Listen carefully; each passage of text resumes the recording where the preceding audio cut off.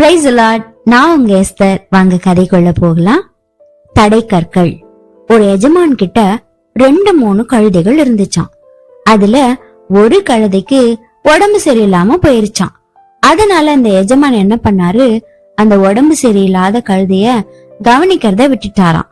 ஒரு நாள் அது சோகத்தோட ரோட்ல நடந்து போயிட்டே இருக்கும்போது ஒரு பெரிய பள்ளத்துல விழுந்துருச்சான். அது பள்ளத்துல விழுந்ததும் வழியில போறவங்க வர, இங்க ஒரு கழுதை விழுந்துருச்சே பாவம் அப்படின்னு சொல்லிட்டு போனாங்களே தவிர யாருமே அந்த கழுதைய காப்பாத்தவே இல்லையாம். கொஞ்ச நேரம் கழிச்சு அந்த கழுதையோட எஜமானும் வந்து பார்த்தாராம். அச்சிச்சோ, நம்ம கழுதை குழியில விழுந்துச்சே, இது எப்படி காப்பாத்துறது அப்படின்னு யோசிச்சுட்டு இருக்கும்போது, இத காப்பாத்தி என்ன பிரயோஜனம், இதுக்குதான் உடம்பு சரியில்லையே, இது எப்படியோ கொஞ்ச நாள்ல செத்து போயிட போகுது அப்படின்னு சொல்லிட்டு தன்னுடைய வேலைக்காரங்களை கூப்பிட்டு, அப்பா இந்த குழியில மண்ணை போட்டு மூடிடுங்கப்பா அப்படின்னு சொல்லிட்டு அவர் போயிட்டாராம். அந்த வேலைக்காரங்களும் எஜமான் சொன்னது போலவே நிறைய மண்ணுங்களை போட்டு மூட ஆரம்பிச்சாங்களாம். ஒவ்வொரு முறையும் மண்ணு போடும் போதும் அந்த மண்ணுல இருக்கிற கல்லு முள்ளெல்லாம் அந்த கழுதை மேல பட்டு இன்னும் அதுக்கு காயத்தை ஏற்படுத்துச்சான். பாவல்ல அந்த கழுதை அப்படியே வழியிலேயே கஷ்டப்பட்டாலும் ஒவ்வொரு முறையும் மண்ணு போடும் போதும் அந்த மண்ணு மேல குதிச்சு குதிச்சு மேல ஏறி நின்னுக்குமா. இப்படியே மண்ணு போடவும் அது எகிரி குதிச்சு மேல வருவோம், திரும்பி மண்ணு போடுவோம், அது எகிரி குதிச்சு மேல வருவோம். கிட்டத்தட்ட 1 அடி உயரம் இருக்கும்போது அதுவே நல்ல வேகமா ஜம்ப் பண்ணி தரைக்கு ஓடி வந்துருச்சான்.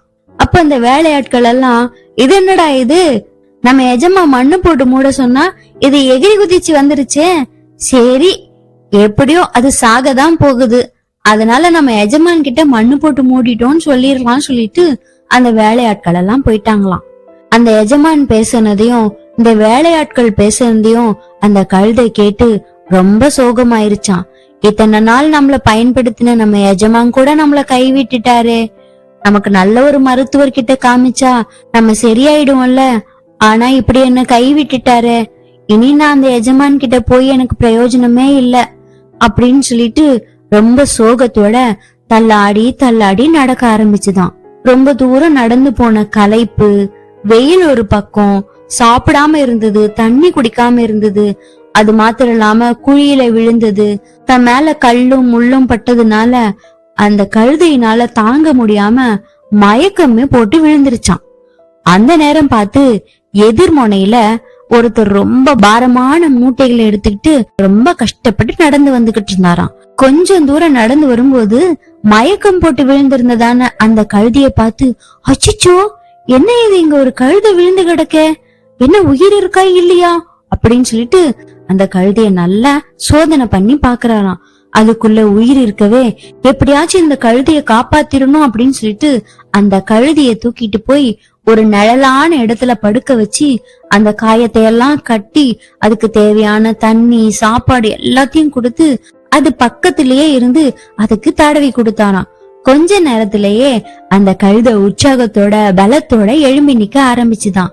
உடனே அந்த கழுதை தங்க எதிரில நின்னதான அந்த மனுஷன் கிட்ட, ரொம்ப நன்றி ஐயா, நான் சாக கிடந்தேன், ஆனா என்ன பொழைக்க வச்சிட்டீங்களே அப்படின்னு சொல்லிட்டு கண்ணீரோட நன்றி சொல்லிச்சான். அந்த மனுஷனும் அந்த கழுதைய தடவி கொடுத்துட்டு தன்னுடைய பிரயாணத்தை தொடர்ந்தாராம். அந்த கழுதை கொஞ்ச நேரம் நின்னு யோசிச்சுதான், நான் இப்போ எங்க போவேன், என்னுடைய பழைய எஜமான் கிட்ட போறதுக்கே எனக்கு இஷ்டம் இல்ல, என்ன கைவிட்டவர்கிட்ட நான் எப்படி போறது, பேசாம இவரு கூடயே போயிடலாம், இவர் பாரமான மூட்டைங்களை தூக்க முடியாம தூக்கிட்டு போறாரே, இவர் எனக்கு செய்த உதவிக்கு நானும் கைமாறு செய்யணுமே அப்படின்னு சொல்லிட்டு தனக்கு உதவி செய்த அந்த மனுஷன் கிட்ட ஓடி போய், ஐயா ஐயா, நான் இனிமேல் உங்க கூடவே இருக்கிறேனே, என்னுடைய எஜமா நான் செத்து போயிடுவேன்னு நினைச்சு என்ன கைவிட்டுட்டாரு, இப்ப எனக்கு போறதுக்கு இடம் இல்ல, நீங்க வேற பாரமான மூட்டைங்களை தூக்கிட்டு போறீங்கல்ல, அதையெல்லாம் என் மேல வச்சிருங்க, நான் உங்களுக்கு உதவி செய்யறேன் அப்படின்னு சொல்லிச்சான். அதை கேட்டதும் அந்த மனுஷன் ரொம்ப சந்தோஷமாயி அந்த கழுதை மேல தன்னுடைய பாரமான மூட்டைகளை வச்சுக்கிட்டு அந்த கழுதைய ஒட்டிக்கிட்டு போனாராம். இதே போல உங்க லைஃப்ல கூட நீ உதவாக்கற, எதுக்குமே நீ பயன்பட மாட்ட, நீ எதுக்குதான் இருக்கியோ ஒரு பிரயோஜனமும் இல்ல அப்படின்னு சொல்றாங்களா? கவலைப்படாதீங்க, சோர்ந்து போகாதீங்க.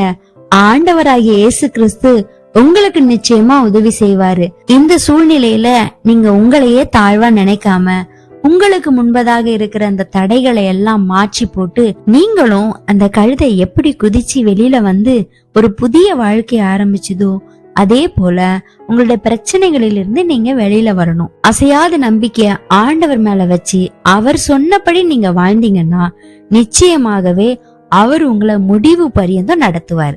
இந்த கதை உங்களுக்கு ரொம்ப பிரயோஜனமா இருந்திருக்கும். மறுபடியும் நல்ல ஒரு கதையோட உங்களை வந்து சந்திக்கிறேன். God bless you.